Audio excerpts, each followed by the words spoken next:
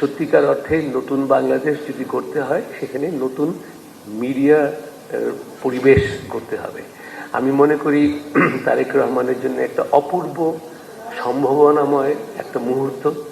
শুধু যে উনি নতুন নেতৃত্ব দিবেন তা না, স্বাভাবিক যদি ক্ষমতায় পরিবর্তন হতো তাহলেও একটা নতুন নেতৃত্বের কাছে যে আসে, যে চ্যালেঞ্জ আসে, এখনের চ্যালেঞ্জটা আরো গভীর। এমন তো না যে খুব একটা সুন্দর ইলেকশনের মাধ্যমে পার্টি বদলাচ্ছে, উনি আসলেন। বাংলাদেশ এই মুহূর্তে খুব একটা ডিভাস্টেটেড একটা জায়গায় আছে। Institutions are being challenge and destroyed. আপনারা প্লিজ মনে রাখবেন যে বাংলাদেশের 53 বছর বয়সে কোনো মিডিয়ার অফিস আগুন জ্বালানো হয় নাই। সর্বপ্রথমবারের মতন প্রথম আলো ডেইলি স্টার অফিসে আগুন জ্বালালো কেন? আমরা কি অপরাধ করলাম? আমি এটা অনুরোধ করব সমস্ত মিডিয়াকে যে সত্যিকার অর্থে আপনারা এটা প্রশ্ন করবেন। তবে ভবিষ্যতের দিকে আমি তাকাতে চাই। আমি সুন্দর একটি সম্পর্ক আমি মিডিয়ার সঙ্গে তুলতে যেতে, সেখানে আমার অনুরোধ থাকবে, প্রথমে মত প্রকাশের স্বাধীনতা হচ্ছে স্টেপ 1, বাট যেটা রাজনীতির দলের সবচেয়ে গুরুত্বপূর্ণ অবস্থান হবে, মানে কি বলবো, ক্রিটিক্যাল মত প্রকাশের স্বাধীনতা। মত প্রকাশের স্বাধীনতা আছে, কিন্তু আপনার আমি সমালোচনা করব সেইটার স্বাধীনতা।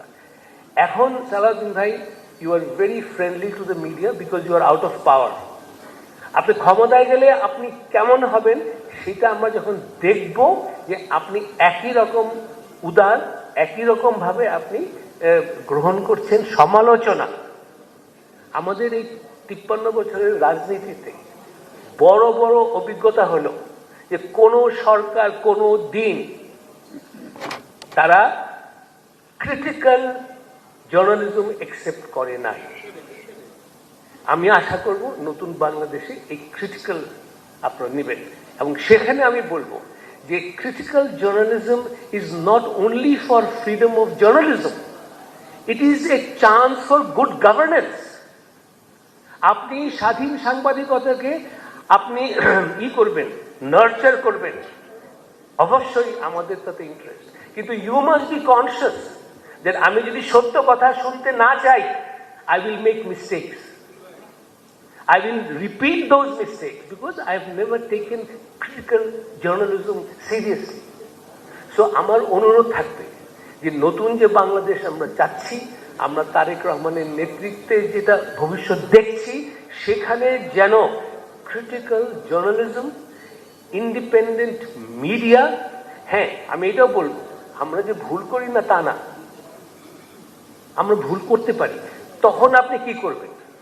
আপনি কি আমাকে নিন্দা করবেন? আপনি আমাকে ডিভাস্টেট করবেন? আমার অনুরোধ থাকবে আপনি সবসময় এসে বলবেন যে মাহফুজ আনাম, আপনার এই রিপোর্টটা তো ফ্যাক্ট বেস না, আপনার এই রিপোর্টটা তো একদম তথ্য বিকৃত করেছে। আমি আপনাকে প্রমিস করছি, when you point out that my report is not fact based, when my report is incorrect, I will apologize. And we do. আপনি দেখবেন যে ডেইলি স্টার সবচেয়ে বেশি অ্যাপোলজি করে sometimes when we do make a mistake. So একটা respectful relationship. আমি আপনাকে criticise করব, উইশিং ইউ ওয়েল সব সময়। আপনি elected government, people have elected you to run the country. আমি কেন খামাখা মিথ্যা তথ্য দিয়ে আমি সমালোচনা করব? আমি সমালোচনা করব ওই মানসিকতা নিয়ে যে এটা নির্বাচিত সরকার যেন সত্যিকার অর্থে গণতন্ত্রের দিকে যায়, মানুষের চাহিদার দিকে যায়। Because bureaucracy will never tell you the truth, because your intelligence agency will never tell you the truth, even your party colleagues will not tell you the truth, because আপনার সামনে এসে সে বললো যে বিএনপি তো লোকে সমালোচনা করে, তার ভবিষ্যৎ কি হবে সে তো জানে না। The only institution that will speak the truth is the independent media. এবং আপনারা এটাও দেখবেন যে মিডিয়ার চরিত্র কি। আমি একটা লেখা লিখছিলাম যে অনেক সম্পাদক মালিকের পিআরও হয়ে যায়। Do not fall a victim to editors who become PROs of owners. আপনাদের পার্টি থেকে একটা ইন্ডিপেন্ডেন্ট সার্ভে করেন, কোন সংবাদপত্র, কোন টিভি ইন্ডিপেন্ডেন্টলি করে, এথিক্যালি করে। Ethics, ethics, ethics, that is the future of journalism. আপনার যেমন গুড গভর্নেন্স দরকার, আমার এথিক্যাল জার্নালিজম দরকার।